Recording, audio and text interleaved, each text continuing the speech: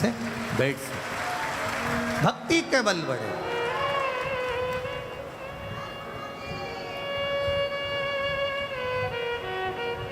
अब वो आपके यहाँ के पूर्व विधायक चौहान जी का बेटा हमको माँ लेकर गए था गोवर्धन, तो वो हमसे कह रहा था अभी तक की सबसे ज़्यादा पंडाल लगाया गया जितनी कथा मैनपुरी में उससे दुगना तिगना पंडाल लगाए गुरुजी। 7 दिन में देखना तिगना पंडाल चुगना पंडाल लगाया अभी तक की कथा का। अब चौहान जी से कहेंगे अब कल की फिर तैयारी करो, अभी कल की फिर तैयारी। अरे ये शंकर के भगत हैं। कई बार कथाओं में प्रशासन हमसे पूछता है कितने आएंगे, हमने कहा ये तो भगवान की बारात का मालूम नहीं है, शंकर जी वो डमरू खड़काते हैं, ये कहीं से भी निकल कर आ जाते हैं। अब इनका करे तो करे।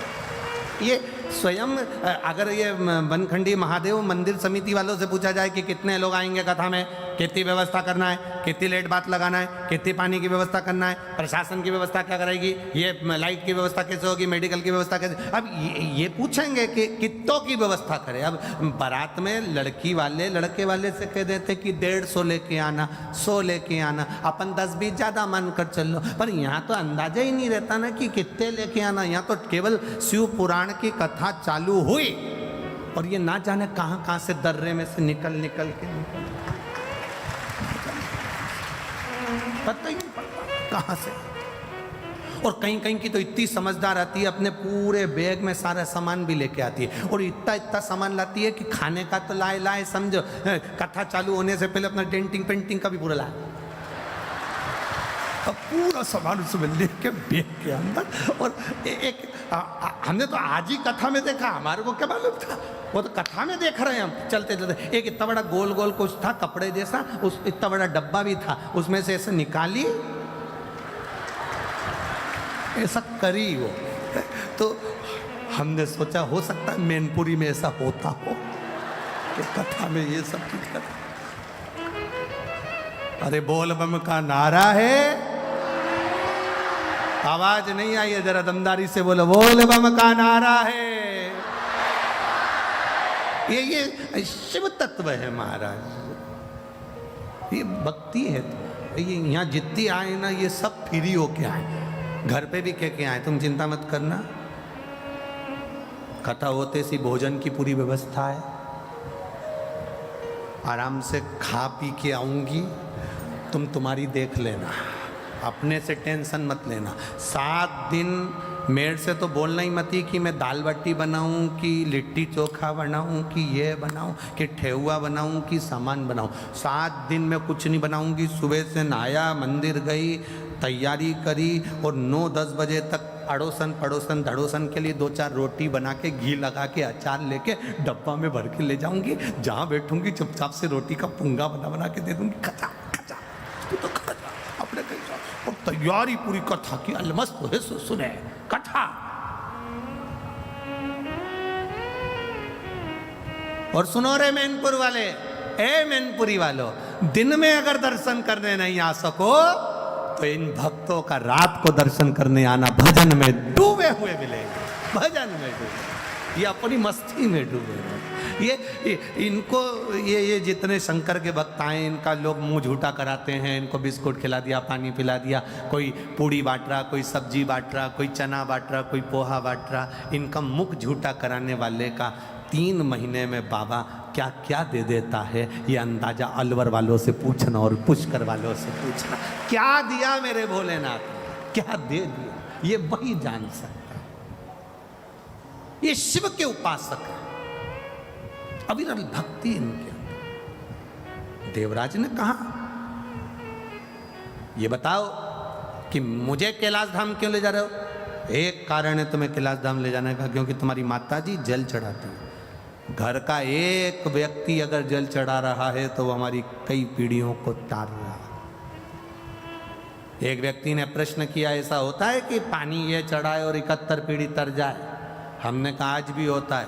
घर में बेटा जन्म लेता है तो 4-5 पीढ़ी में सावड़ लग जाती है। बोलो सही है कि गलत है। अगर कोई घर में मरता है तो उसकी 5-7 पीढ़ी में सूतक लग जाती है। बोलो सही है कि गलत है। सूतक लग गई, वो मर गया, बच्चा हो गया, सावड़ लग गई। 4-5 पीढ़ी में जब मरने की सावड़ लगती है, जब मरने की सूतक लगती है, जन्म की सावड़ लगती है, तो फिर चढ़ाए हुए लोटे का पुण्य भी तो खाते में लगता होगा। 7 पीढ़ी 71 पीढ़ी के खाते में वो पुण्य भी तो जाता होगा। वो पुण्य कहां जाता होगा?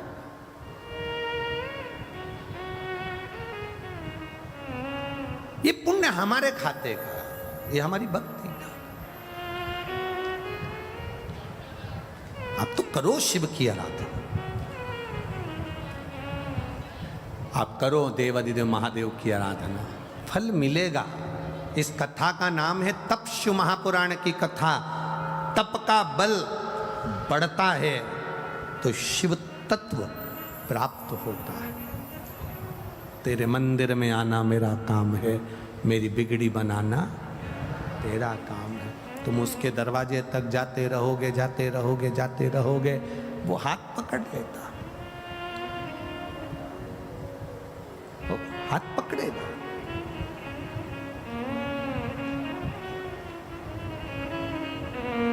उसकी अविरल भक्ति हमें सुख प्रदान कर देगी। शिव महापुराण की कथा कह रही है, एक बिंदुक नाम का ब्राह्मण था जिसकी पत्नी का नाम चंचुला देवी था। चंचुला पतिव्रता धर्म का पालन करने वाली थी, पर पति को कभी अधर्म करने से रोकती नहीं थी।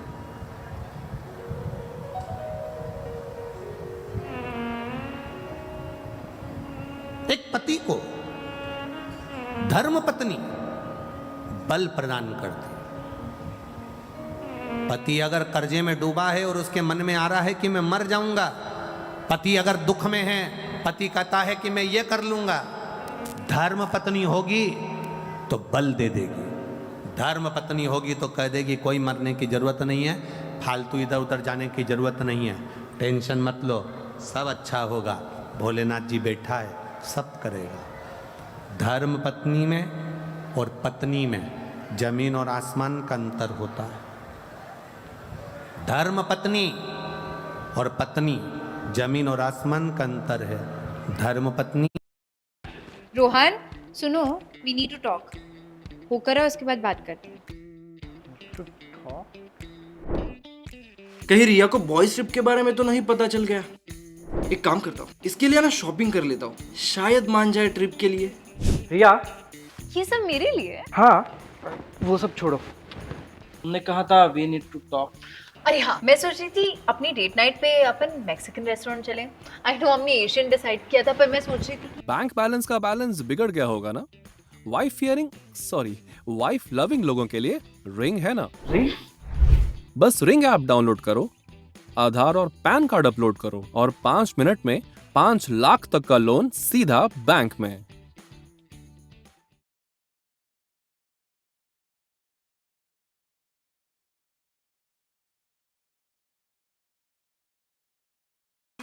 Bowling at ₹400 and SIP at just ₹100. Open free Demat account. Mutual fund investments are subject to market risks. Read all the scheme related documents carefully.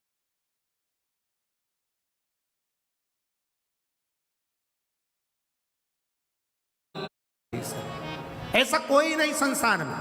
पति को अपना घर चलाना है, अपना परिवार चलाना है, अपनी पत्नी अपने बच्चों को अच्छा रखना है, तो उसको कहीं ना कहीं से झूठ बोलना ही पड़ेगा। हम अगर आपसे कह दें कि आप अपने पति से कहो कि झूठ नहीं बोलो, तो तुम्हारा पति हमारी कहना नहीं मानेगा।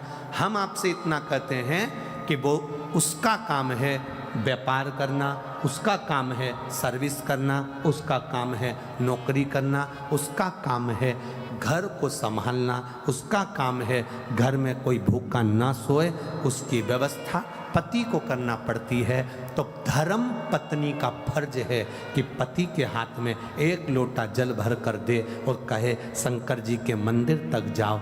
क्यों? क्योंकि ये जो तुम झूठ बोलते हो, तुम कमा कर लाते हो, तुम्हारी कमाई का भोग, तुम जो कमा कर लाते हो, तुम जैसे कमा कर लाते हो, उस कमाई का भोग तुम्हारी पत्नी भी भोगेगी, तुम्हारे बच्चे भी भोगेंगे, तुम्हारे माता पिता भी भोगेंगे, तुम्हारी बहन भी भोगेगी, तुम्हारा भाई भी भोगेगा, तुम्हारा परिवार भी भोगेगा। तुमने जो कमाया उसका भोग तुम्हारा पूरा परिवार भोगता है। पर किस तरह से कमाया, कितना झूठ बोलकर, कितना प्रपंच कर कर, कितना गलत कर कर, किस तरह से कमाया, उसका भोग ना पत्नी भोगेगी, ना बच्चे भोगेंगे, ना परिवार भोगेगा। उसका भोग तुम्हें अकेले को भोगना पड़ेगा। इसलिए धर्म पत्नी का फर्ज है एक लोटा जल देकर शंकर के मंदिर में भेजे, क्योंकि वो अगर थोड़ा झूठ बोल भी लेता है, मेरे महादेव को जल चढ़ाने से उसके पाप समाप्त हो जाएं, और वो जब जाए तो उसको भी सुख का अनुभव हो। ये धर्मपत्नी का लक्ष्य है।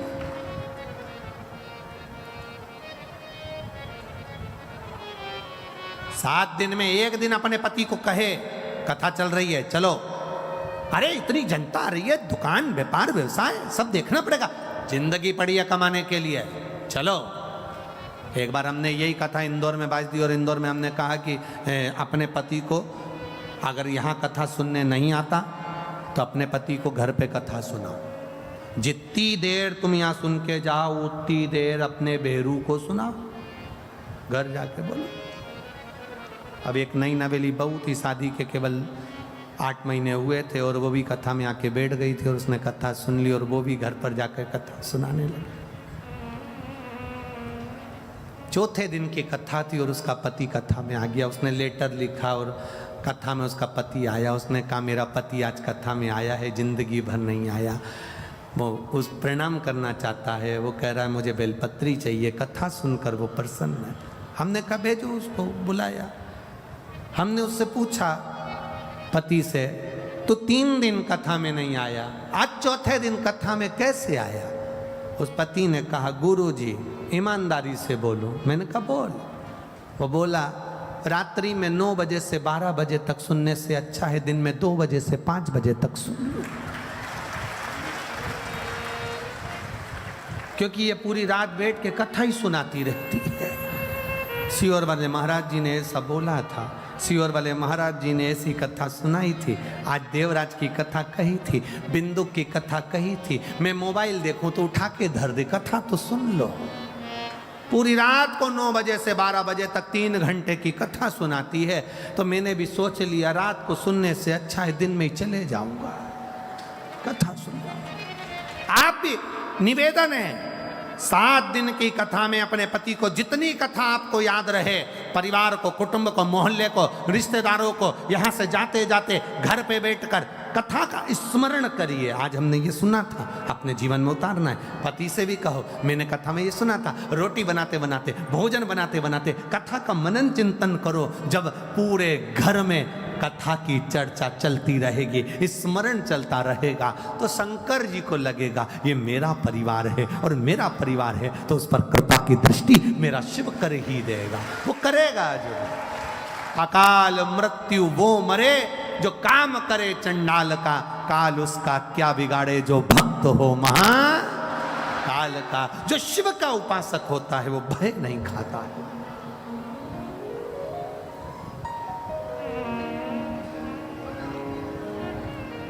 भय से मुक्त है।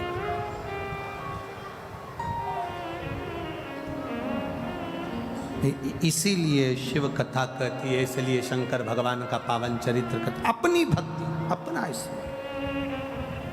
हम तो बाबा के भरोसे चलते हैं। वाह, मैनपुरी वाले बड़ा समझदार हो रहे तुम लोग को। एक एक गाना रटा हुआ, भजन एक एक।